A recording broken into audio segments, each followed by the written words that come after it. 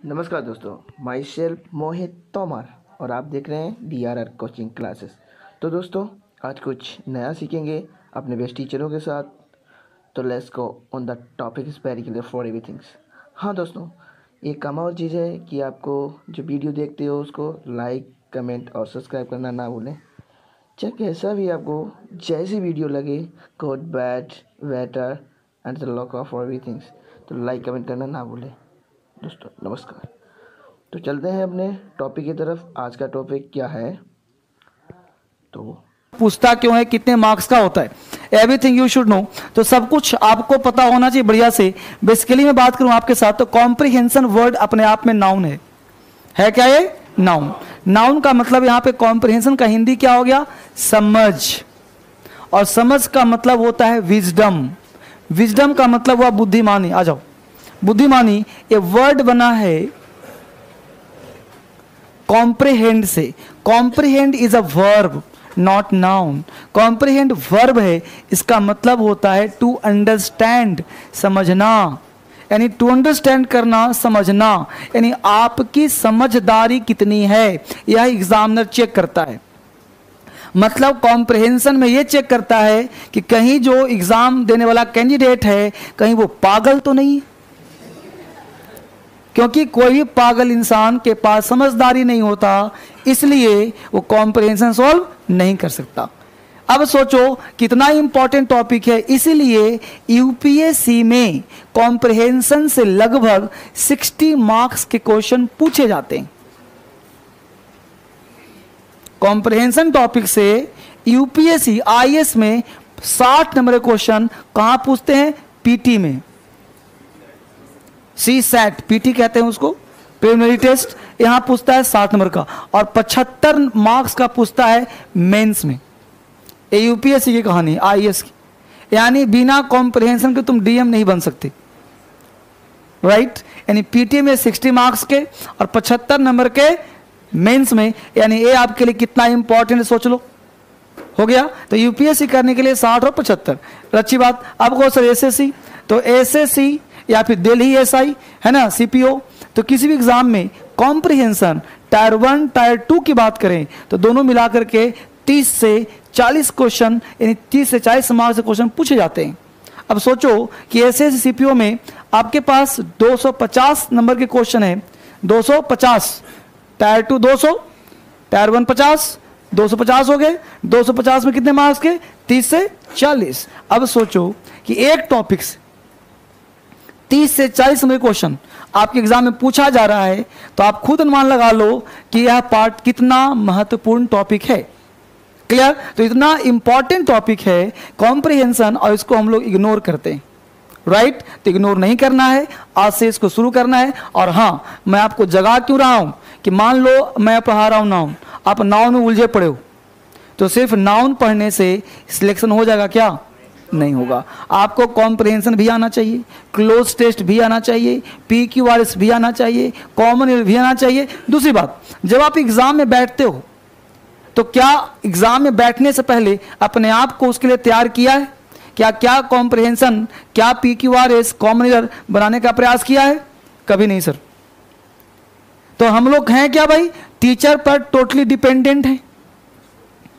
Teacher ने जो पढ़ा दिया बस पढ़ लिया। कोचिंग पर डिपेंडेंट है, जो कोचिंग वाला कहेगा वही काम करेंगे। तो सबसे पहला चीज, धर्मेंद्र सर जगे हुए हैं और जगाते हैं, न अंधकार में रहते हैं न अंधकार में किसी को रखते हैं। तो सीधी बात यह है कि मैं हर मंगलवार को तुम्हें जगाऊंगा और 8 दिन का टाइम दूंगा जगने के लिए कि प्रैक्टिस भी करो, और फिर मंगलवार को प्रैक्टिस भी कराऊंगा। बात समझ गए? तभी आपका सिलेक्शन 100% हो जाएगा।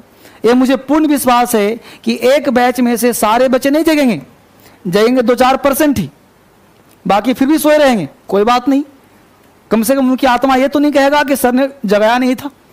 जब हम अलार्म लगाते हैं सुबह में और अलार्म बंद करके फिर सो जाते हैं कि कल से जगूंगा, और हर दिन प्रक्रिया यही होता है, तो घड़ी को दोष नहीं देते कि भाई घड़ी में गलती था, कि मोबाइल में गलती था, या अलार्म वॉच में गड़बड़ था कि वो बजा नहीं। वो तो बेचारा अपना काम किया था, हम नहीं जगे, इसलिए हम घड़ी ठीक नहीं करवाते, मोबाइल ठीक नहीं करवाते, अपने आप को सोचते हैं कि मैं ही, मेरे में ही गलती है, मोबाइल घड़ी सब सही है। क्लियर? यानी कि मैं आपको जगा रहा हूं, बस आप जागो या ना जागो आपकी समस्या होगी, लेकिन मैं कोशिश करूंगा कि आपको जगा दूं। खैर, तो हमने कहा कि 30 से 40 30 to 40 मार्क्स से कॉम्प्रिहेंशन आपके एग्जाम में पूछे जाएंगे, पूछे जाते हैं, राइट? अब ये पार्ट हो गया आपके लिए इंपॉर्टेंट। अब समझो कितने मार्क्स से क्वेश्चन कॉम्प्रिहेंशन से रहता है। अब कैसे इसको पढ़ें, कैसे बनाएं, इसके लिए टॉपिक्स क्या चाहिए? तो देखो बेटा, इसके लिए पर्टिकुलर कोई टॉपिक्स नहीं इंग्लिश में है, क्योंकि ये क्वेश्चन कॉम्प्रिहेंशन इंग्लिश का होता ही नहीं। ये होता है ज्योग्राफी का, ये होता है हिस्ट्री का, ये होता है पॉलिटी का, ये होता है साइंस टेक का, ये होता है करेंट का, ये दुनिया का होता है। इसलिए इसमें कोई टेक्निक और मेथड नहीं है, ये पार्ट है लैंग्वेज का। यानी आपको लैंग्वेज अंडरस्टैंडिंग होना चाहिए, उसके लिए चैप्टर्स कुछ आना चाहिए, जैसे tense, voice, narration, preposition, conjunction. इस चैप्टर्स का आपके पास ज्ञान ओवरऑल होना चाहिए। अगर इस चैप्टर्स का ज्ञान है तो आप बेहतर समझ बना सकते हो। क्लियर? इसके साथ साथ जैसे मान लो कॉम्प्रिहेंशन सोल्व करना है, तो इस तरह का एक पैसेज होगा। अब पैसेज होगा, इसमें मान लो एक पैसेज में 100 शब्द है, राइट? और 5 क्वेश्चन है, 1 2 3 4 एंड 5। अब 5 क्वेश्चन है, पैसेज दिया हुआ है, राइट? अब आपको इसको बनाना है। तो सबसे पहले करना क्या है, अभी मैं बता रहा हूँ ओवरऑल, फिर एक एक पार्ट लिखवाऊंगा, आराम से समझाते हुए काम करूंगा, ठीक है? अब एक कॉम्प्रिहेंशन बनाना है। क्या आपने कभी विचार किया है कि एक क्वेश्चन सोल्व करने में मुझे एग्जामिनर कितने सेकंड का टाइम देता है?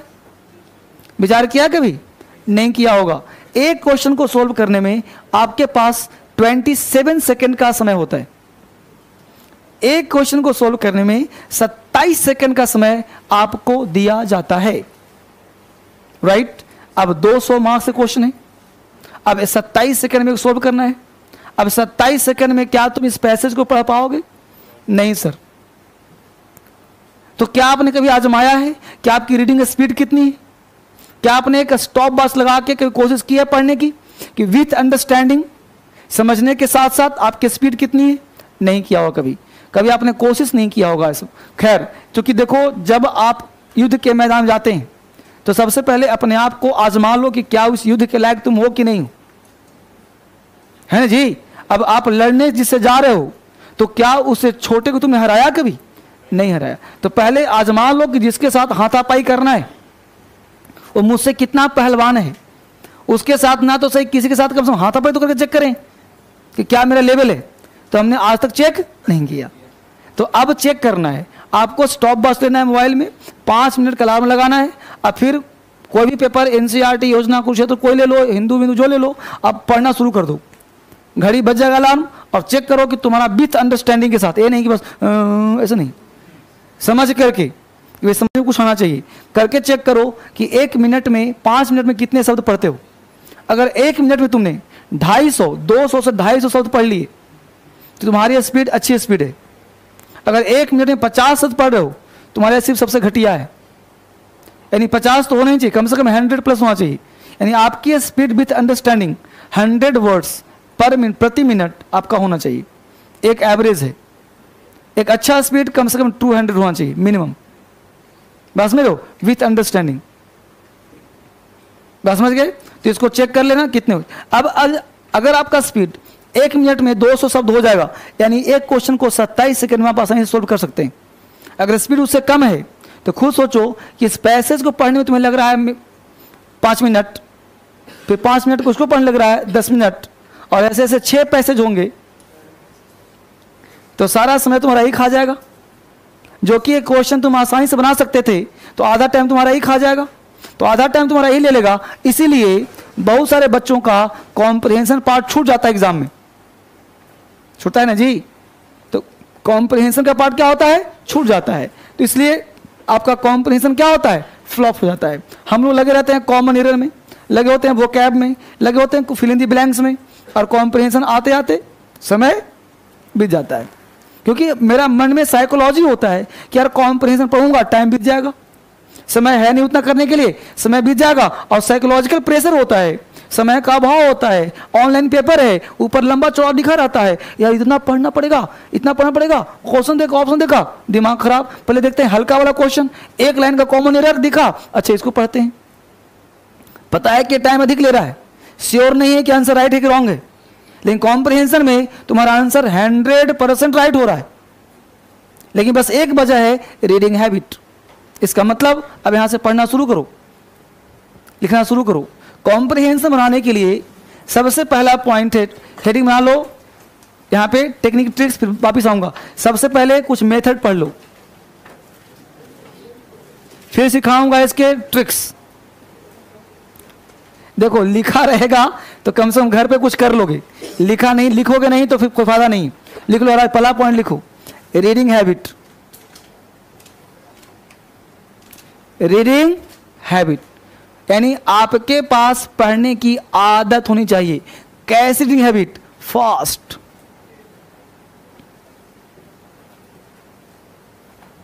फास्ट रीडिंग हैबिट यानी पढ़ने की स्पीड तेज होनी चाहिए, पढ़ने की स्पीड तेज होनी चाहिए। फास्ट रीडिंग हैबिट यानी आप जब पढ़ो तो आपकी स्पीड क्या होनी चाहिए? तेज। फास्ट रीडिंग हैबिट, राइट बच्चे? अब आपकी स्पीड क्या होनी चाहिए? फास्ट रीडिंग हैबिट यानी आप तेज पढ़ो। अब प्रश्न उठता है सर क्या पढ़ें? तो वह पढ़ो जो एग्जाम में आता है। क्या आता है सर? तो आपके एग्जाम में वही चीज आएगा जो आप पढ़ोगे, जैसे एनसीईआरटी। एनसीईआरटी पढ़ो। शुरुआत कहां से करें?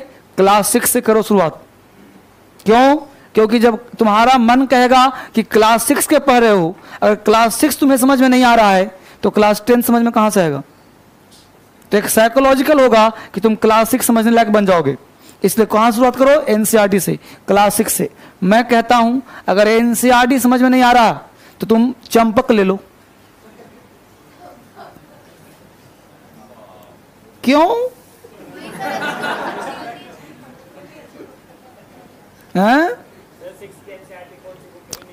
ज्योग्राफी, हिस्ट्री, पॉलिटी, इंग्लिश नहीं खरीदनी है, इंग्लिश मीडियम में खरीदना है। बस में इंग्लिश में लिखा होना चाहिए।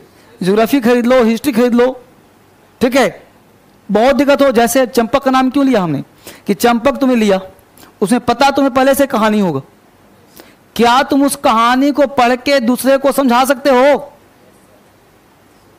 तुमने पढ़ा कहानी, ठीक है भाई, देखो कॉम्प्रिहेंशन क्या क्रक्स है, लाइक चंपक है। तो तुमने कहानी पढ़ा, कहानी बंद करके क्या तुम चंपक की पूरी कहानी टोल्ड कर सकते हो? बता सकते हो कि भाई ये कहानी इसमें है? अगर बता सकते हो तो तुम्हारा लेवल चंपक से ऊपर हो गया। फिर तुम एनसीईआरटी पे आ जाओ भाई, 30 रुपया खर्च कर लो चंपक पे। कितने का आता है जी? 30 का। तो 30 रुपया खरीद लो, किस बात का शर्म, राइट? खरीद के पढ़ लिया, फिर एनसीईआरटी खरीद लो। एनसीईआरटी के लेवल ऊपर है तो योजना पे आ जाओ, योजना से ऊपर है कुरुक्षेत्र पे आ जाओ, कुरुक्षेत्र है टेल मी वाई पे आ जाओ। जब ये पूरे किताब पढ़ोगे तो आपके पैसेज कहीं ना कहीं इससे होगा, इससे होगा, इससे होगा, चाहे एनसीईआरटी से होगा, इससे बाहर पैसेज नहीं होता। यानी जो एग्जाम में क्वेश्चन पूछे जाते हैं वो इन्हीं सारी किताबों की मदद ली जाती है, क्योंकि वो पहाड़ नहीं होता, इन्हीं सारे बुक से आपके क्वेश्चंस पूछे जाएंगे। तो सबसे पहला चीज NCERT, Yojana, Kurukshetra, tell me why, इन सारे मैगजीन्स का आपके पास ज्ञान होना चाहिए, आपके टेबल पे किताब होना चाहिए। क्लियर? रीडिंग हैबिट, मुझे हाथ उठाकर बताना कितने बच्चे ऐसे हैं जो प्रतिदिन रीडिंग हैबिट करते हैं। रीडिंग हैबिट रोज करते हैं, डेली का रीडिंग हैबिट करते हो? पक्का? बहुत सुंदर, आ जाओ। कितने कितने बच्चे, बाकी सब तो नहीं पढ़ते होंगे तो हाथ जरूरत नहीं। यानी कि 2, 4, 10 बच्चे ऐसे हैं जो डेली पढ़ने की टेंडेंसी है उनकी। अगर डेली पढ़ने की टेंडेंसी है, इसका मतलब है कि आपको अंपक चंपक पढ़ने की जरूरत नहीं है ना। आप हिंदू पढ़ लो, योजना पढ़ लो, कुरुक्षेत्र पढ़ लो, टेल मी वाई पढ़ लो। अब इसको जब पढ़ोगे तो आपके अंदर एक समझ बननी शुरू हो जाएगी। आज जब आप पढ़ रहे होंगे तो आपकी विजडम, आपकी समझदारी अच्छी हो गई होगी। क्लियर? वापिस आ जाओ। हमने कहा रीडिंग हैबिट और फास्ट रीडिंग हैबिट। अभी हम लोग मेथड की बात करें। Number 2 point, get rid of regression. Number 2 क्या है बच्चे? Get rid of regression. Get rid of का मतलब होता है छुटकारा पाना, छुटकारा पाना। गेट रीड ऑफ का मतलब क्या होता है? छुटकारा पाना, यानी आप छुटकारा पाइए किससे? रिग्रेशन से। Get rid of regression. Regression का मतलब क्या होता है भाई? रिग्रेशन का मतलब होता है you go the same context again and again. जैसे मान लो हमने कोई चीज पढ़ा, ब्राह्मण से पढ़ रहा हूं, उड़ा, दिमाग उड़ा, फिर वहीं वापस आ गए, फिर से 2-3 लाइन पढ़ा, उड़ा, फिर वापस। इसे कहते हैं रिग्रेशन। मतलब you go the same context again and again, एक ही लाइन को दोबारा पढ़ना, तिबारा पढ़ना, and you are trying to understand the particular meaning, यानी आप उसको समझने का प्रयास कर रहे हो कि क्या लिखा हुआ है, बस में रहो। लेकिन होता क्या है, ये दिमाग का जो खेल है ना, दिमाग उस चीज को समझता है जो इसको इंटरटेन करता है, जो इसको इंटरटेन नहीं करता उसको आउट कर देता है और फिर वहीं ले जाता है जहां एंटरटेनमेंट हो। जैसे मान लो तुम कुछ पढ़ रहे हो, जैसे तुम पढ़ रहे हो समझ में आया तो ठीक, अगर समझ में नहीं आया तो वह बात दिमाग लाएगा जो टेंशन की बात होगी, जो आनंद की बात होगी। जब तुम किताब निकालोगे तो दिन भर नहीं, दुनिया भर का टेंशन ला देगा दिमाग में। उसने ऐसे बोला था, उसने ऐसे छुआ था, उसने ऐसे किया था, वो ऐसे बोला था, सारी बात दिमाग में आएगी। जब तुम किताब निकालोगे तो कोई थप्पड़ मारा था 2 दिन पहले, किताब के टाइम में थप्पड़ या झन्नाहट याद आएगा। और किताब खुला है, कल्पना करो कि कल मिलेगा तो मैं से कूट दूंगा उसको। किताब बंद, कूटना बंद। सारा खेल किसका है? किताब का, क्योंकि समझ में तो आ नहीं रहा। अब समझ में नहीं आ रहा तो माइंड कहां है? दौड़ता रहेगा। यानी 3 कॉन्सेप्ट आया। रिग्रेशन का मतलब क्या होता है? Lack of concentration, lack of vocabulary, and second thing is unfamiliar of subject matter. यानी कि 3 चीज का अभाव होता है, इसीलिए हम लोग क्या होता है? रिग्रेशन होता है। यानी रिग्रेशन का पहला पॉइंट है लैक ऑफ वोकेबुलरी, यानी आपके पास वोकेबुलरी का अभाव है। आप जब पढ़ रहे हो तो मीनिंग क्लियर नहीं है। दूसरा पॉइंट हो गया unfamiliar, unfamiliar of subject matter, यानी सब्जेक्ट मैटर से आप क्या हो? अनफैमिलियर हो, सब्जेक्ट मैटर से आप अनजान हो। Unfamiliar of subject matter, subject matter से अनजान हो। और तीसरा पॉइंट हम लोगों का होता है और वो है lack of concentration, lack of concentration, concentration का अभाव है आपके पास, यानी आपके पास कंसंट्रेशन नहीं है। तो हमने कहा लैक ऑफ वोकेबलरी, वोकैब का अभाव। आप पैसेज पर you are trying to read the passage and you are unable to recognise particular meanings, आप पहचान ही नहीं पा रहे हो क्या मीनिंग इसका होगा, क्या हिंदी इसका होगा। तो क्या हो रहा है? वोकैब का अभाव है। 1 लाइन पढ़ा, 4 वोकैब नहीं आते। दूसरा है अनफैमिलियर ऑफ सब्जेक्ट मैटर। भाई जब आप पैसेज पढ़ रहे हो, आप हिस्ट्री के विद्वान हो, पैसेज पूछा है साइंस टेक का, अब सोचो 2 पक्ष में पिलर बट गया, एक लड़का साइंस पढ़ रहा है, एक लड़का आर्ट्स पढ़ रहा है। पैसेज पूछा आर्ट का, लड़का है साइंस आर्ट का। पैसेज पूछा ह्वेनसांग का, लड़का ह्वेनसांग का नाम नहीं सुना, ह्वेनसांग डिक्शनरी ढूंढ रहा है, ह्वेनसांग डिक्शनरी में कहां मिलेगा ह्वेनसांग? समझ पा रहे हो? तो जो चीज पैसेज में है वो आप नाउन को ढूंढ रहे हो, कहां से मिलेगा? इसलिए क्या होता है, बच्चे आधे बच्चे पास, आधे बच्चे फेल। यानी कॉम्प्रहेंशन आने के लिए आपको मल्टी रीडिंग, मल्टी टैलेंटेड आपको होना पड़ेगा। हिस्ट्री का नॉलेज रखना पड़ेगा, ज्योग्राफी का भी, पॉलिटी का भी, इकोनॉमी का भी। अब नॉलेज मतलब ये नहीं कि आप हिस्ट्री का बुक पढ़ें, आपको जो किताब का नाम बताया NCERT, Yojana, Kurukshetra, tell me why, news भी सुनते रहो, अवेयर रहो, बस में रहो। तो लैक ऑफ वोकेबलरी, अनफैमिलियर नहीं होना चाहिए, फैमिलियर पढ़ो तो समझ में आए क्या है भाई। और लैक ऑफ कंसंट्रेशन, कंसंट्रेशन का अभाव।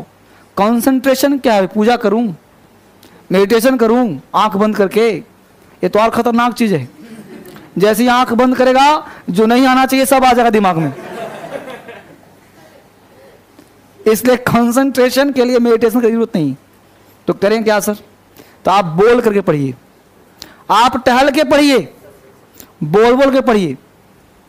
जब आप किसी चीज को आवाज निकाल के पढ़ेंगे, बोल करके पढ़ेंगे, तो वह चीज आपके दिमाग को फिट करेगा, आपका दिमाग भटकने नहीं देगा, दिमाग को शांत रखेगा, कंसंट्रेशन बनेगा आपका। फाइन। तो कॉम्प्रहेंशन का ये सब मेथड दे रहा हूं आपको। अगला पॉइंट लिखो, तीसरा पॉइंट। हाँ, मेथड ही पढ़ रहे हैं हम लोग, ट्रिक्स नहीं पढ़ रहे। अगला पॉइंट लिखो, follow skimming and scanning method. Follow skimming and scanning method. Follow skimming, SKIMMING, skimming and scanning method. Follow skimming and scanning method. ये क्या होता है सर? तो स्कीमिंग एंड स्कैनिंग मेथड को फॉलो करो। अब ये होता है क्या? Skimming and scanning. स्कीमिंग का हिंदी होता है छूते हुए निकल जाना। जैसे मान लो पैसेज दिया है, अब पैसेज दिया, यहां पे क्वेश्चन पूछा है, यह घटना कब घटी थी? जालियांवाला बाग कब घटना घटी थी? मान लो ऐसा कुछ क्वेश्चन पूछ दिया। अब मान लो यहां पे फैक्चुअल हो गया। अब तुम्हारी आंखें सिर्फ उस घटना को ढूंढ रहा है, यानी पूरा पैसेज पढ़ने की जरूरत नहीं है। आपको पैसेज में बस वो ढूंढना है कि वर्ड कहां मिल जाए, हमको उस फैक्ट को ढूंढ रहा है। तो जहां पे फैक्ट मिल गया, अंडरलाइन कर दिया, वही तुम्हारा स्कीमिंग कहलाएगा। तो स्कीमिंग का मतलब होता है छूते हुए निकल जाना। जब आप पैसेज पढ़ो तो पैसेज को छूते हुए निकल जाओ। दूसरा पॉइंट क्या है? Scanning method. अब मान लो क्वेश्चन पूछ दिया ऐसा जो पैसेज में आंसर ही नहीं है, उसका पैसेज में आंसर नहीं है, रीजनिंग लगाना पड़ेगा, दिमाग को तोड़ जोड़ करना पड़ेगा। तो उसके लिए क्या करना पड़ेगा? Scanning method. स्कैन का मतलब होता है इंच इंच निकाल देना, एक एक शब्द पढ़ना, पूरी तरह से ऑब्जर्व कर लेना। तो जब आप पैसेज पढ़ें तो इसके अनुसार पढ़ना पड़ेगा। और ये काम कब करेंगे? तब। लिखो अगला point, first read passage then first read questions then passage. First read questions then passage. First read questions then passage. अगला point, first read questions then passage. अब देखो मैंने क्या कहा, पहले अब क्या पढ़ो? क्वेश्चंस, फिर क्या पढ़ो? ऐसा क्यों सर? अब मान लो तुमने कहीं पढ़ लिया कि पैसेज को पढ़ो एक बार, ना समझ में दोबारा फिर पढ़ो, तिबारा पढ़ो, until you get the clear idea you should read the passage. जब तक ना समझ में आता रहे पढ़ते रहो। पहले बताओ तुम पढ़ क्यों रहे हो? तुम पैसेज पढ़ क्यों रहे हो? तुम्हारे पास लक्ष्य है ही नहीं। तो पहले you should decide your goal. Goal कहां से मिलेगा? क्वेश्चन से। यानी क्वेश्चंस जब तुम पढ़ोगे तो क्वेश्चन का मतलब ही होता है what, where, when, why, how. ऐसा क्यों होता है, ये कहां होता है, ये कब हुआ था, राजा के बेटे का नाम क्या था। अब यहां से क्वेश्चन पूछा कि राजा के बेटे का नाम क्या था, तो जैसे तुम्हें मिलेगा राजा किंग, बेटा सन, तुम्हारा दिमाग क्या हो जाएगा? अलर्ट, कि अरे क्वेश्चन में था राजा का बेटा। तो जहां भी राजा मिला वहां क्या करेंगे? हम अंडरलाइन करेंगे। यानी you have decided your goal, तुम्हारे पास गोल मिल गया, अब तुमको आंसर चाहिए सिर्फ। So you have to read the question again and again. आप क्वेश्चन को 2 बार 3 बार, तो हमने कहा क्या करना है पहले कि at first read the questions then read the passage. यानी क्वेश्चन को खूब पढ़ो until you get the clear idea. जब तक आइडिया क्लियर ना हो पढ़ो खूब, then you read the passage. तब तुम पैसेज पढ़ो। क्यों भाई? क्योंकि तुम्हें गोल मिल गया, लक्ष्य मिल गया। अब जब लक्ष्य मिल गया तो तुमको समझ में पैसेज आए चाहे ना आए, तुमको लक्ष्य ढूंढना है। जब तुम्हें पता है कि हमको वहां जाना है, तो बीच में कंकर हो, पत्थर हो, जैसे भी पहुंचना वहीं तुम्हें बस में रहो। जब पता है कि हमको ढूंढना है इस क्वेश्चन का आंसर, बस इसमें ढूंढते रहो। जब पढ़ोगे तो माइंड अलर्ट होगा। तो अब तुम्हें दिमाग क्या करेगा कि भाई पैसे समझ में आए चाहे ना आए, हमको आंसर मिल गया, काम खत्म। Are waiting? तो पहले क्या पढ़ना है तुम्हें? क्वेश्चन, तब पढ़ना है तुम्हें पैसेज। अब तब तुम्हारा दिमाग पैसेज समझने का प्रयास नहीं करेगा, आंसर ढूंढने का प्रयास करेगा। और यह प्रैक्टिस का काम है, मोर एंड मोर पैसेज बनाना है, क्लियर वहां तक? अच्छी बात। हमने क्या किया? Skimming and scanning method. तो आप स्कीम छूते हुए निकलिए, स्कैन कीजिए, और ये काम कब घटेगा? जब क्वेश्चन पढ़ेंगे तब ना भाई। हम छूते हुए कब निकलेंगे? जब पता है कि पैसेज में ये ढूंढना हमको। स्कैन कब करेंगे? जब पता है क्वेश्चन टफ है। क्लियर? अगला point, question your self while reading the passage. अगला पॉइंट है question your self while reading the passage. जब तुम क्वेश्चन पढ़ रहे हो ना, तो तुम क्वेश्चन करो अपने आप से कि तुम पढ़ क्या रहे हो, इसका सब्जेक्ट क्या होगा, इसका टाइटल क्या होगा, इसको हम पढ़ क्यों रहे हैं। जब तुम पैसेज पढ़ो और क्वेश्चन 2-4 पूछ लो कि हम इस पैसेज को क्यों पढ़ रहे हैं, तो तुम्हारा दिमाग कहेगा कि इस क्वेश्चन का आंसर ढूंढने के लिए। और एक साथ तुम 5 क्वेश्चन पढ़ लो, और 5 क्वेश्चन पढ़ के तब तुम पैसेज पढ़ो, और हमेशा दिमाग में रखो कि हम पढ़ क्यों रहे हैं, तो पता चलेगा इसको ढूंढने। तो माइंड में 5 चल रहा है क्वेश्चन और पैसेज पढ़े जा रहे हो, तो तुम्हारा पेन फड़फड़ाएगा, यहाँ से यहाँ तक आंसर, यहाँ से यहाँ तक आंसर। और वहाँ पे क्या करो, 1 नंबर 2 नंबर 3 नंबर तुम उसमें पैसेज में डालते जाओ और पूरे पैसेज को पढ़ डालो। सुना बात को? नंबरिंग करते जाओ, पढ़ डालो। जब पढ़ डालोगे फिर अगेन तुम क्वेश्चन पढ़ो, नंबर 1 पढ़ो, बस उतना लाइन देखो क्या आंसर मिल रहा है, ऑप्शन की नहीं मिल रहा, ऑप्शन मिल रहा है, जिस ऑप्शन को ऑप्शन मारो। इसके साथ क्या करना है वो ध्यान देना है। इसके साथ सबका जोड़ निचोड़ क्या है? तो सबसे पहला काम आप लीजिए इंफॉर्मेशन। क्या लीजिए? इंफॉर्मेशन। कहां से? क्वेश्चन से। और इंफॉर्मेशन लेने के बाद आप क्या कीजिए? एलिमिनेशन। और फिर क्या करिए? इन्फरेंस, यानी आई को फॉलो करिए। ये क्या होता है सर? तो सबसे पहले जब आप क्वेश्चंस को पढ़ेंगे, पढ़ेंगे तो आपको क्या मिलेगा कि क्या पूछ रहा है। अब जब इंफॉर्मेशन मिल गया, मान लो तुम्हारे पास 4 ऑप्शन है हिस्ट्री का, उस 4 क्वेश्चन है हिस्ट्री का, और 4 ऑप्शन में 1 ऑप्शन हिस्ट्री का है, बाकी 3 ज्योग्राफी का है। अब जब तक तुम क्वेश्चन नहीं पढ़ोगे, तुम कैसे कहोगे कि आंसर किसका है? तो जो हिस्ट्री वाला होगा वही ना आंसर होगा। तो आप क्या करोगे? क्या करें? एलिमिनेशन। आप उस ऑप्शन को हटाइए कि तुम गलत आ गए हो। पहले काम हमने पढ़ा होगा पिछले क्लास में कि पहले भीड़ कम करो। क्या करो? कम, भीड़ कम। जैसे तुम अकेले हो, चारों तरफ से 4 लोग तुम्हें पीटने के लिए खड़ा है, अब चारों को तुम मार रहे हो तो तुम जीत नहीं सकते, क्योंकि चारों तुम्हें अटैक कर देगा। तो तुम्हें क्या करना है? उस चारों को देखो एक बार, और देखो कि हमसे कमजोर कौन है। कोई एक तो होगा, 4 है तो, अगर चारों पहलवान है तो फिर मार निश्चित है। तो तुम चेक करो कि तुमसे कमजोर कौन उसमें है, और उस कमजोर को पकड़ के इतना कूट दो, बस में रहो। बाकी 3 क्या कर छोड़ो, पर 1 को कूट दो। यानी पहले तुम 1 को साफ करो, भीड़ कम करो। और जब भीड़ कम करोगे ना, तो तुम्हारा दिमाग खुलना शुरू हो जाएगा। बस में आओ आपको। तो ऑप्शन क्या करो? एलिमिनेट करो।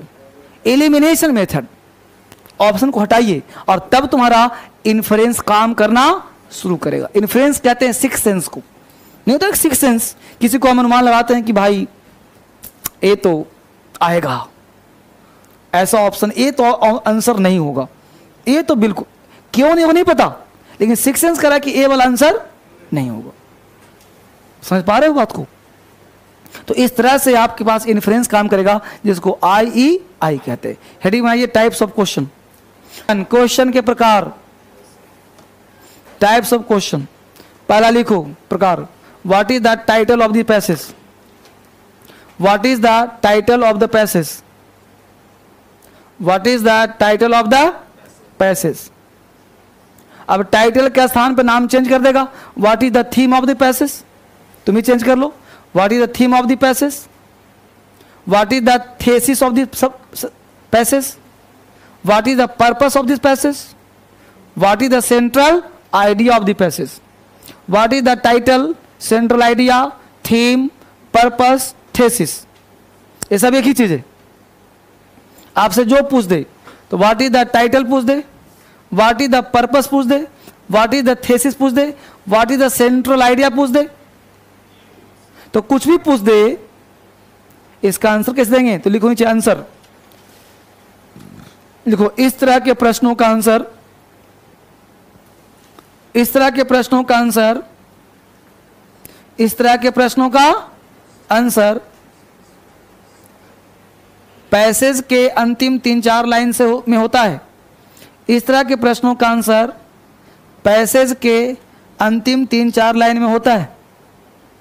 इस तरह के प्रश्नों का आंसर पैसेज के अंतिम 3-4 लाइन में होता है। इस तरह के प्रश्नों का आंसर पैराग्राफ के अंतिम 3-4 लाइन में होता है। जैसे इसका आंसर ढूंढना हो तुम्हें तो कहीं मत जाओ, बस पैराग्राफ के अंतिम 3-4 लाइन देखो, वहीं पे इसका टाइटल छुपा होगा। करवा के दिखाऊंगा, बताऊंगा, ठीक है। Type 2 direct question, direct question, direct question. अब भाई डायरेक्ट है तो काहे को चिंता, तो लिखो इस तरह के प्रश्नों का आंसर पैसेज में स्पष्ट दिखता है। इस तरह के प्रश्नों का आंसर पैसेज में डायरेक्ट दिखता है, चूंकि यह फैक्ट पर बेस्ड होता है। इस तरह के प्रश्नों का आंसर पैसेज में स्पष्ट दिखता है।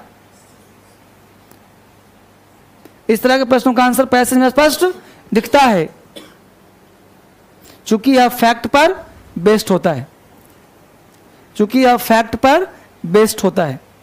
क्योंकि इस तरह के प्रश्न जो होते हैं वो फैक्ट पर बेस्ड होते हैं, और फैक्ट पर बेस्ड है तो अतः इसका आंसर स्कीमिंग मेथड से दिया जाना चाहिए।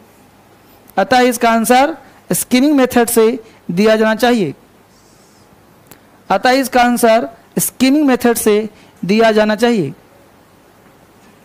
अतः इसका आंसर स्कीमिंग मेथड से दिया जाना चाहिए। SKIMMING, स्कीमिंग मेथड से दिया जाना चाहिए।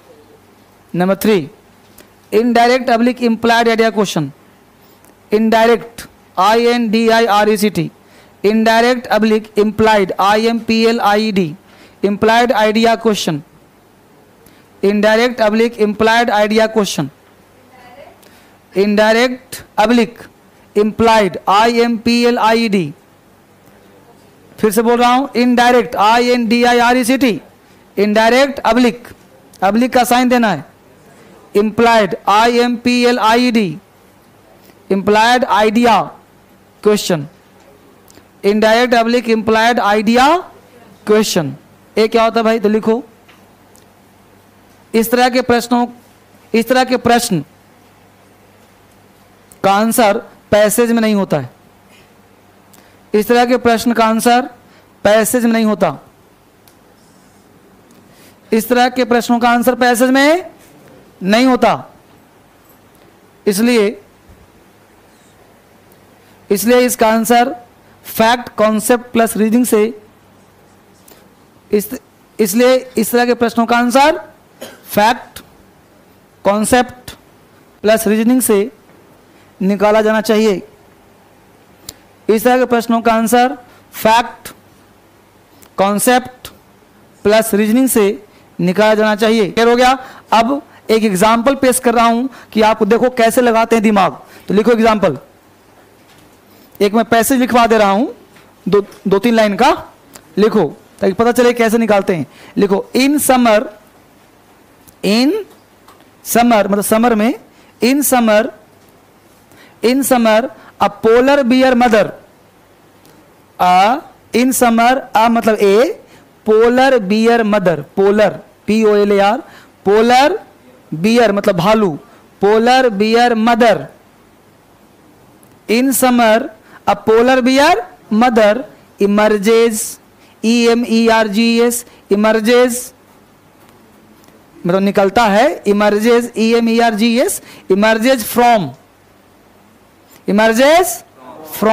It's, emerges from its dens, emerges from its dens, dens मतलब गुफा, DENC, emerges from its dens with, emerges from its dens with 3 months, emerges from its dens with 3 months old, 3 months old cubs, CUBS, cubs मतलब बच्चा। फिर से बोल दे रहा हूं, in summer a polar bear mother emerges from its dens with 3 months old cubs। Level लिखो question, question लिखो, अब पोलर बियर मदर बर्थ्स, मतलब पोलर बियर मदर जन्म देती, option A winter, option A winter, option B rainy, option C summer, option C summer, option D autumn, autumn AUTUMN। अब 4 हो गए। अब इस पैसेज को पहले तूने सुना होगा तो सही है, नहीं सुना होगा तो गलत हो जाएगा। अब सुनो, क्वेश्चन पूछ रहा है, मैं आपसे पूछ रहा हूं आंसर। अब क्वेश्चन सुनो, क्या कह रहा है कि पोलर बियर मदर बर्थ। अब बोलो इस क्वेश्चन का कोई लिंक पैसेज में है? कहां है? ये कह रहा बर्थ, जन्म कब देती है? क्वेश्चन में कहीं, पैसेज में कहीं जन्म कब जिक्र है जी? पैसेज में कहीं लिखा है कि पोलर बियर जन्म दिया बच्चा को? तो कोई लिंक है? यानी यह हुआ इंप्लाइड आइडिया क्वेश्चन, यानी पैसेज में आंसर नहीं है, हमको लेना पड़ेगा फैक्ट। तो फैक्ट कितना तलाशेंगे? समर, एक फैक्ट मिला समर, दूसरा फैक्ट मिला 3 महीने का बच्चा, ये हो गया फैक्ट। अब हम निकालेंगे कॉन्सेप्ट कि भाई जन्म दिया होगा 3 महीना पहले, यानी समर में उसका बच्चा 3 महीने का है तो जन्म लिया होगा 3 महीना, इसका मतलब इसका आंसर समर नहीं होगा। तो एक ऑप्शन कटा। अब दिमाग लगाया कि जन्म समर में नहीं हुआ होगा। अब बोलो एग्जामिनर तुमसे ऋतु का ज्ञान चेक नहीं किया कि भाई इसको सीजन का ज्ञान है कि नहीं? देखो एग्जामिनर एक साथ कई चीज चेक कर लेता है। हमने क्या कहा, कॉम्प्रिहेंशन का मतलब होता है समझदारी, यानी आप में कितनी समझ है वो सब चेक कर लेता है। तो ये तो पता चल गया भाई कि समर नहीं होगा। तो समर से 3 महीना पहले क्या होता है इसका ज्ञान रहेगा तभी नहीं बनाओगे। तो इसका आंसर होगा विंटर। आंसर क्या होगा? विंटर। सुना है बात? तो इसका आंसर क्या हो गया? विंटर। ये यूपीएससी में क्वेश्चन पूछा गया था, जिसको कहते हैं इनडायरेक्ट इंप्लाइड आइडिया क्वेश्चन, यानी अप्रत्यक्ष है, आपको दिमाग लगाना पड़ेगा। ठीक है, चौथा पॉइंट लिखो। चौथा को टाइप्स नहीं है, पॉइंट दे रहा हूं। क्या दे रहा हूं? हेडिंग बना लो कीवर्ड। लिख लो कीवर्ड। कीवर्ड मतलब एक की दे रहा हूं, समझना उसको। जैसे समझ लो पहले क्या लिखवा रहा हूं। जैसे आपके पास 4 ऑप्शन है, राइट?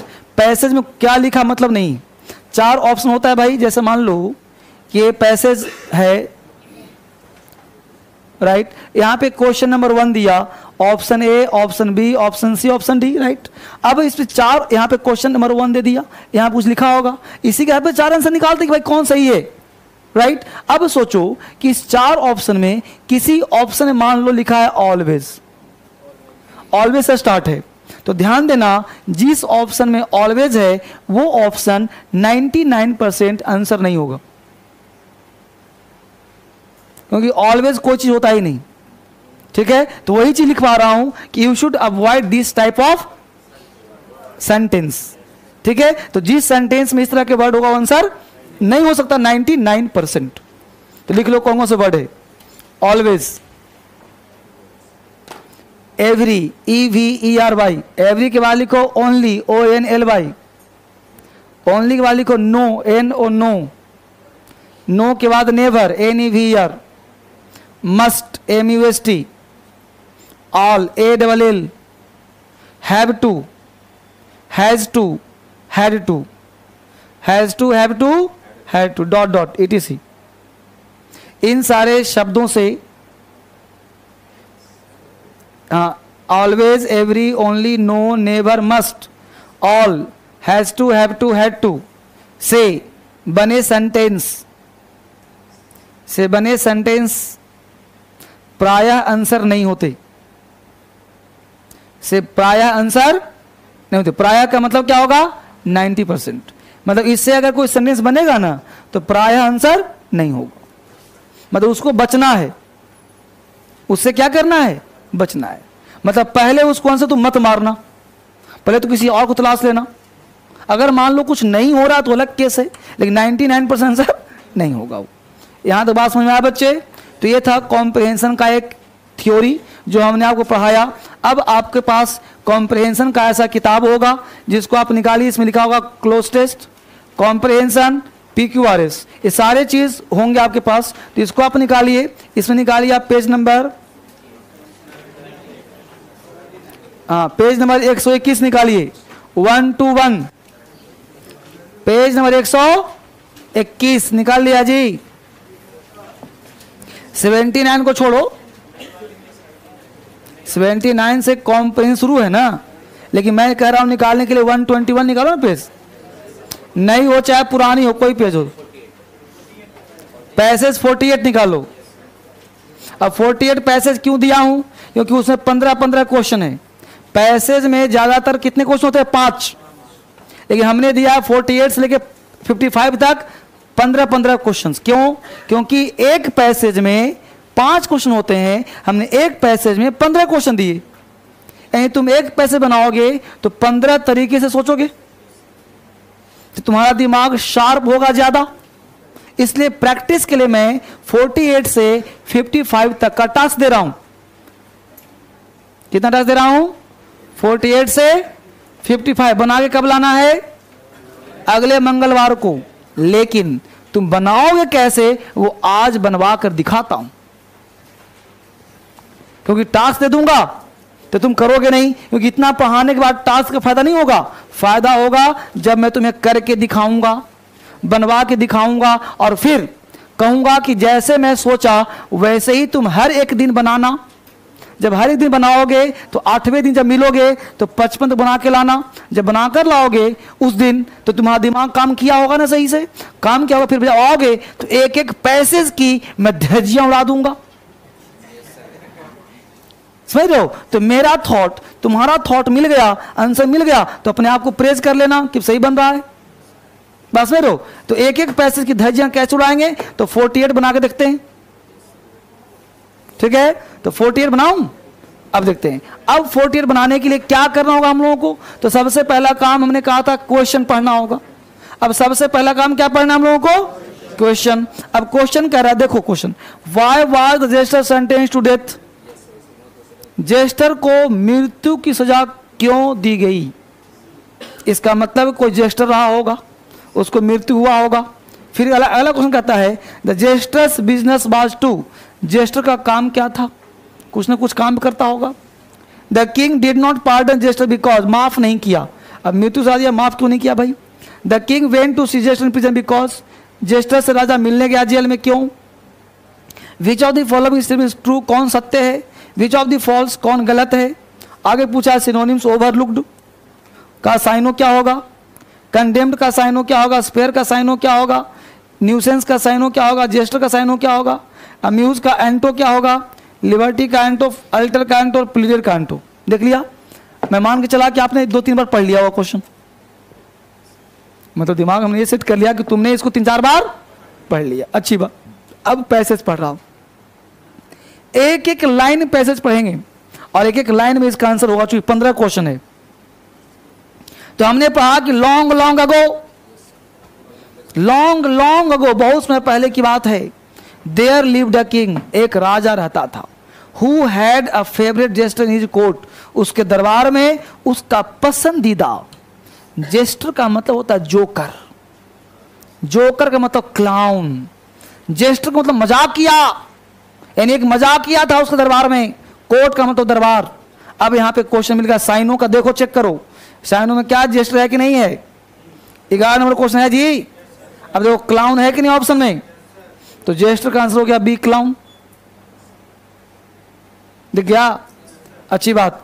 अब कह रहा है कि उसके दरबार में एक जोकर यानी क्लाउन हुआ करता था, मजाकिया हुआ करता था। The jester's business was to, jester का बिजनेस, देखो मिल गया क्वेश्चन नंबर 2 मिल गया बाबू। क्वेश्चन नंबर 2, क्योंकि देखो जेस्टर्स बिजनेस वाज टू, यहां मिल रहा है जेस्टर बिजनेस वाज टू, मिल रहा है option. Amuse the king, amuse को मन बहलाना, एंड द कोर्टियर्स, राजा का और उसके दरबारियों का, दोनों का मन बहलाता था। अब जो लड़का पैसेज नहीं पढ़ेगा वो सोचेगा कि जेस्टर इंटरटेन करता था किंग को, और रानी को थोड़ी छोड़ देगा, रानी को भी। तो ऑप्शन ए मार देगा, जबकि आंसर सही कौन होगा? B, entertain the king as well as the courtiers, राजा के साथ साथ उसके दरबारियों का भी मन बहलाता था। समझ में आया सबको? सबके पास किताब है कि नहीं है? चलो क्वेश्चन नंबर 3, आगे आप पैसे आगे पढ़ो। अब कह रहा है jester's business was to amuse the king and the courtiers, he was allowed much liberty, उसको बहुत ज्यादा छूट दिया गया था। अब लिबर्टी वर्ड हमको और मिला है, देखो अम्यूज मिल गया। अम्यूज कहां नंबर है? देखो पहले 12 नंबर क्वेश्चन देखो, अम्यूज है जी। तो अम्यूज का उल्टा क्या होगा? डिस्गस्ट। तो बोलो 12 का आंसर बी हुआ कि नहीं हुआ? लिबर्टी, लिबर्टी का उल्टा क्या होगा? स्लेवरी। सी, लिबर्टी का उल्टा स्लेवरी। तो बोलो 13 का आंसर सी मिला कि नहीं मिला? क्लियर? घर पे और शांति से पढ़ना, ठीक है? हो गया आंसर। अब देखो यहां पे आगे पढ़ते हैं। तो हमने यहां पे कहा कि लिबर्टी दिया गया था बाय द किंग, राजा के द्वारा उसे बहुत ज्यादा छूट दिया गया था। हु ओवरलुक्ड, ओवरलुक्ड भी वर्ड दिया है जिसको तो नजरअंदाज करना। ओवरलुक्ड तुमको मिल जाएगा 7 नंबर में। नजरअंदाज मतलब इग्नोर करना, बी आंसर हो गया। 7 का बी हो गया जी। तो ओवरलुक्ड इवन द अनकाइंडेस्ट जोक्स, अगर कोई बेहुदगी का मजाक भी करता ना तो उसको नजरअंदाज कर देता, नजरअंदाज कर देता। भाई कोई बात नहीं, हंसा तू खाली। जैसे घर में छोटा बच्चा होता है, छोटा बच्चा अपने बड़े भाई को मारा, बड़े भाई ने कहा पापा देखो बाबू मारता है। कहता अरे कोई बात नहीं बेटा, बाबू है मार खा ले। छोटे बच्चे को लगा कि भाई हमको तो तारीफ हो रहा है। उस छोटे बच्चे ने मम्मी को 2-4 खींचा। मम्मी ने कहा देखो जी बाबू मार रहा है। तो आपने कहा बाबू मार मार, मम्मी को और मार, मम्मी को और मार। एक दिन ऑफिस से बॉस उसको बुलाया 2-4 लोगों को कि घर में पार्टी देते हैं। पार्टी दिए और पार्टी दे के बच्चे को गोद में उठाया और सबको मिलवाएंगे ना भाई। बॉस उसके पास ले गए बच्चे को, मेरा ही है। जैसे ही बोला मेरा ही है, ऊपर से बच्चा 2 खींच दिया। उस बच्चे को लगा कि मेरी तारीफ होगी कि पिटना है 2 हाथ मुझे। अब उस सोचो उस व्यक्ति को कितना गुस्सा आया होगा, क्योंकि स्टार्टिंग में अगर रोक दिया होता तो बच्चा पिटता नहीं कि छोटे को पीटो लेकिन बड़े को नहीं पिटना है। फिर पति गुस्से में गया, बच्चे को पटका रखो, कहां से ले आया है। समझ रहे हो? तो कहने का सेंस है कि ओवरलुक्ड इवन द अनकाइंडेस्ट जोक, अगर कोई बेहूदगी मजाक भी करता तो क्या करता? नजरअंदाज। As a result of all this the jester became a nuisance to the whole court, jester जो था पूरे दरबार के लिए सरदर्दी बन गया। न्यूसेंस मतलब क्या होता है? सरदर्दी। देखो न्यूसेंस बढ़ाया कि नहीं आया कहीं? 10 नंबर। तो न्यूसेंस मतलब ट्रबल, पूरे दरबार के लिए क्या बन गया? वो ट्रबल बन गया। हो गया बच्चे यहां तक? आगे देखो, अब बात बीत गई भाई, ट्रबल हो गया। वन डे, एक दिन, however jester gave unintentional offence to the king. Unintentional offence यानी जो था जोकर, राजा के प्रति अनइंटेंशनल ऑफेंस, गैर इरादतन अपराध। जैसे छोटा बच्चा अपने बाप को 2 खींच दिया, उसे पता होता कि बाप को नहीं मारना है तो नहीं मारता, उसे पता था बच्चे को, लेकिन फिर भी चल गया तो चल गया। जिस प्रकार राजा ने उसको छूट दे रखा था कि कुछ भी बोलो बस हंसाओ, तो भाई उसको बोलना था, राजा के प्रति कुछ कह दिया होगा, गाली गलौज। भाई हंसी मजाक कब होता है? हंसी तब आता है जब नेगेटिव बात हो। अच्छी बात में हंसी आती है कभी? जब बुरी बात करो, किसी को किसी खिंचाई करो तो हंसी आती है। अब दरबार में इतने लोग बैठते थे, किसी न किसी खिंचाई करता होगा तो राजा ही हंसता होगा, बोलता हो किसी को तुम्हारी पत्नी उससे भाग गई, तो हंसता हुआ सब कि भाई सही बात, मजाक कर रहा है, तो हंसी आती होगी। तो क्या समझा? One day however the jester gave unintentional offence to the king, गैर इरादतन अपराध कर बैठा। अब कर बैठा तो भाई निकल तो गया। The king at once condemned to death. Condemn का मतलब होता है निंदा करना, लेकिन पैसेज में निकल रहा है सजा देना। तो राजा जो है उसको सजा दे दिया मृत्यु का, कंडेम्ड हिम टू डेथ, मृत्यु सजा दे दिया। अब कंडेम्ड वर्ड मिला हुआ कहीं ना कहीं, देखो कितने नंबर में है? 8 नंबर। कंडेम्ड का बोलो सेंटेंस नहीं हो जाएगा, तो कंडेम्ड का आंसर डी हो गया जी। तो कंडेम्ड हिम टू डेथ, मृत्यु सजा सुना दिया। The jester fell on his knees, घुटनों के बल गिरा जेस्टर, सारा जोकराई भूल गया वो, मृत्यु की सजा सुन के सारा जोकराई भूला, घुटने के बल गिरा। The jester fell on his knees and pleaded for his life, जीवन की भीख मांगा। प्लीडेड कहां है जी? 15। प्लीडेड का उल्टा हो जाएगा ऑर्डर्ड। क्या उल्टा हो जाएगा? ऑर्डर्ड। तो प्लीडेड फॉर हिज लाइफ, जीवन की भीख मांगा। But the king refuse to alter the sentence, लेकिन राजा उसके सजा को बदलने से इनकार कर दिया, बदलने से इनकार कर दिया और जेल भेज दिया होगा। अब क्या करेगा उसको? अब मामला बीत गया इसमें। अब जो सोचो, जिस राजा को पूरे दरबार में रोज हंसी मजाक हो रहा है, अब जो हंसी मजाक कराने वाला है वो चला गया जेल, तब जब सोचो कि उस राजा को उस दरबार में मन लगेगा? क्योंकि जिसको हंसने की लत लग गई है, नशा आ गया है, वो फिर नहीं हंसेगा तो बेचैनी छाया रहेगा उसको।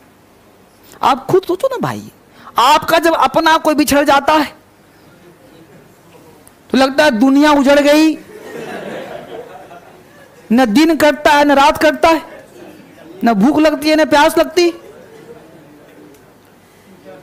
नहीं, फिर लगता है दुनिया में किस काम का, दुनिया तो बचा ही नहीं, अब उसके बाद जीवन अधूरा था, लगता है ना समटाइम्स। 2-4 दिन, 10 दिन, 15 दिन, फिर हम कोशिश करते हैं कि किस तरह से उससे तार लगे, नहीं तो बेचैनी, दिल्ली तक उजड़ गया। तो क्या था यहां पे? वन डे, हाँ कहां गया जी? But the king refuse to alter the sentence, लेकिन राजा उसकी सजा को बदलने से इनकार कर दिया। One day the king visited the jester in prison. अब राजा यहां बेचैन था, उसे हंसी मजाक मिल नहीं रहा था। अब जेल दरबार के जो सब थे दरबारी, वो सब सन्नाटा चाहे थे भाई, उनको लगा कि भाई राजा को भरोसा नहीं, दे दिया उसको, सोचा हम लोग कुछ बोलेंगे तो कटवा देगा तुरंत, इसलिए राजा कुछ बोलता, दिन है जी, जी सर आप जो कह दें। सन्नाटा चाहे दरबार में, सन्नाटा कि भाई बहुत खतरनाक आदमी है, बच के रहो, है ना। तो अब उसे मिलने गया, तो यहां के पीछे क्या है भाई? राजा है, इच्छा हुई, चल गया मिलने। He said to jester, joker से कहा, I am very sorry my friend, यार हमसे गलती हो गया, I can't spare your life, तुम्हारे जीवन को स्पेयर नहीं कर पाया, बचा नहीं पाया। स्पेयर मतलब 9 स्पेयर है, चापो। स्पेयर का मतलब क्या होगा? सेव करना, सी आंसर। तो I can't spare your life, मैं तुम्हारे जीवन को बचा नहीं पाया, but I can allow one concession, लेकिन मैं तुम्हें एक छूट दे सकता हूं। You can choose the manner of life would like to die, तुम कैसे मरना चाहते हो, कब मरना चाहते हो, तुम ये बता दो मुझे। The clever jester now saw his chance, clever jester था चलाक, वो देखा कि मेरे फेवर में बात आ रहा है, उसने कहा, चूज योर मैजेस्टी, आप कितने महान हैं, to die of old age, हम तो बुढ़ापे में मरना चाहते हैं, to die of old age. बस समझ गए? इस तरह का पैसेज था। अब आप एक भी क्वेश्चन बनाएंगे सब बनेगा, आपसे सब बन जाएगा। तो अंडरस्टैंडिंग अगर क्लियर हो तो पैसेज आने से बन जाएगा। अगर समझ नहीं क्लियर हो तो पैसेज नहीं बनेगा। जैसे why was register sentence to death, बताओ आंसर कौन सा होगा? C because he hurt the king unintentionally, क्योंकि वो राजा को अनइंटेंशनली हर्ट किया था। The jester's business was to, जैसे काम क्या था? Entertain the king as well as the courtiers. The king did not pardon the jester because, माफ नहीं किया था। ये तो कहीं रीजन दिया हुआ है ही नहीं, तो आंसर हो जाएगा सी डी ई आंसर हो जाएगा। The reason has not been given. बोलो कहीं बात आया जी कि माफ क्यों नहीं किया था? ये बात कहीं आया है? नहीं आया है। The king went to see jester prison because, मिलने क्यों गया? क्योंकि इच्छा हो गई, चला गया। तो आंसर हो जाएगा B. Which of the following true, कौन सत्य है? The jester enjoy maximum liberty, joker को मैक्सिमम छूट दिया गया था, यही लाइन है, सत्य है जी। और